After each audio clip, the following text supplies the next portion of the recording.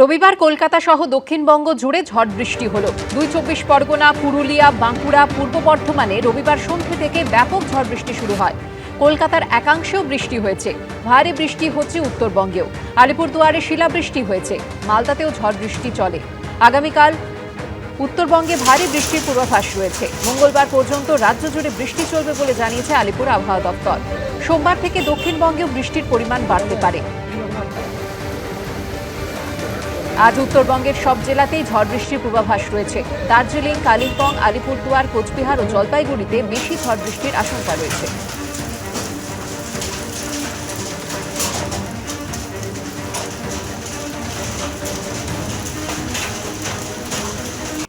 দু দফায় বিধানসভা নির্বাচনে নির্ঘণ্ট ঘোষণা করল নির্বাচন কমিশন।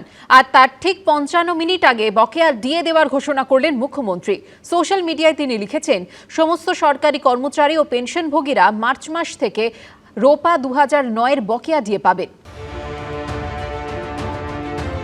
এ যেন ঘোষণার ঘনঘটা। রবিবার বিকেলে দু দফায় বিধানসভা নির্বাচনে নির্ঘণ্ট ঘোষণা করে নির্বাচন কমিশন। কিন্তু তার মাত্র ৫৫ মিনিট আগে বকেয়া দিয়ে দেবার ঘোষণা করলেন মুখ্যমন্ত্রী। রবিবার দুপুর ৩:০৫ এক্স হ্যান্ডেলে তিনি লেখেন, আমি অত্যন্ত আনন্দের সঙ্গে ঘোষণা করছি, আমাদের মামাটি মানুষের সরকার সমস্ত সরকারি কর্মচারী ও পেনশনভোগী, আমাদের শিক্ষা প্রতিষ্ঠানে লক্ষ লক্ষ শিক্ষক ও শিক্ষাকর্মী এবং পঞ্চায়েত, পুরসভা ও অন্যান্য অনুদানপ্রাপ্ত প্রতিষ্ঠানের কর্মচারী ও পেনশনভোগীদের দেওয়া প্রতিশ্রুতি রক্ষা করেছে।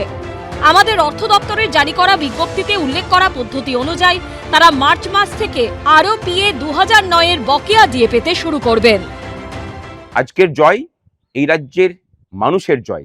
এটা কোন মুখ্যমন্ত্রী ঘোষণা করছেন? যে মুখ্যমন্ত্রী বিগত ৩ বছর ধরে সংগ্রামী যৌথ মঞ্চ যে লড়াই চালিয়ে যাচ্ছে, বিগত 3 বছর ধরে একটা মুহূর্তের জন্য তাদের সাথে দেখা করে সমস্যা সমাধানের জন্য কোনো উদ্যোগ নিতে পারেননি বা সদিচ্ছা দেখাননি, নিজের অহংকারের বহিঃপ্রকাশ স্বরূপ।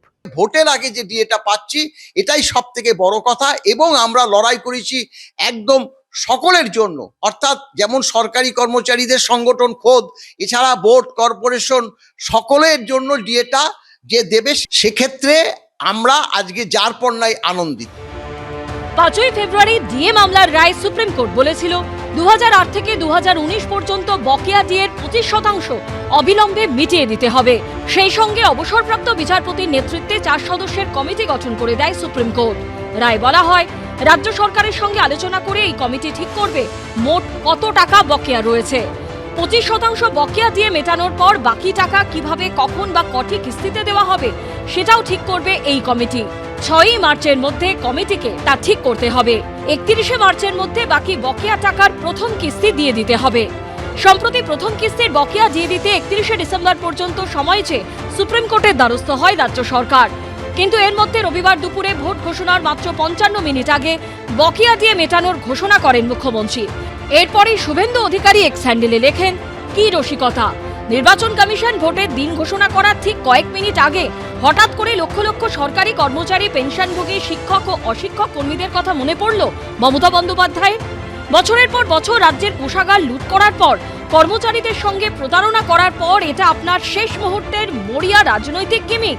আসলে ১ পয়সাও দেওয়া হবে না, বিশ্বাসযোগ্যতা শূন্য, তহবিল শূন্য, দেওয়া হবে শূন্য। শেষবারের মতো মানুষকে বোকা বানানোর জন্য আপনার অর্থ দপ্তরের ফাঁপা বিজ্ঞপ্তি। এটা আপনার শেষ রসিকতা মমতা বন্দ্যোপাধ্যায়।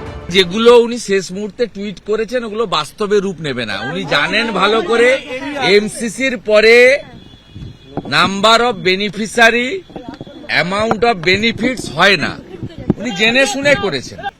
সেরা যোগ এই বছরের এই ইয়ারের সবচেয়ে বড় যোগ হচ্ছে ভোট ঘোষণার আধ ঘন্টা আগে ডিএর কথা বলা। মমতা বন্দ্যোপাধ্যায় সামাজিক সুরক্ষায় গরিব মানুষ, সাধারণ মানুষকে সুরক্ষিত রেখে তারপর তাঁর সাধ্যমতো যতটা পেরেছেন তিনি দিয়েছেন। তাতে ওদের এত অসুবিধাটা কোথায় হচ্ছে? তো মানুষ পেয়েছেন, তো তাহলে আপনাদের ব্যথাটা কোথায়? না পেলে ব্যথা, পেলে ব্যথা।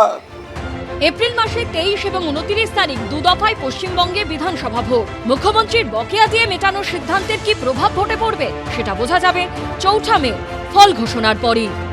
ঐশী মুখোপাধ্যায়ের রিপোর্ট, এবিপি আনন্দ। এবিপি আনন্দ, এগিয়ে থাকে, এগিয়ে রাখে।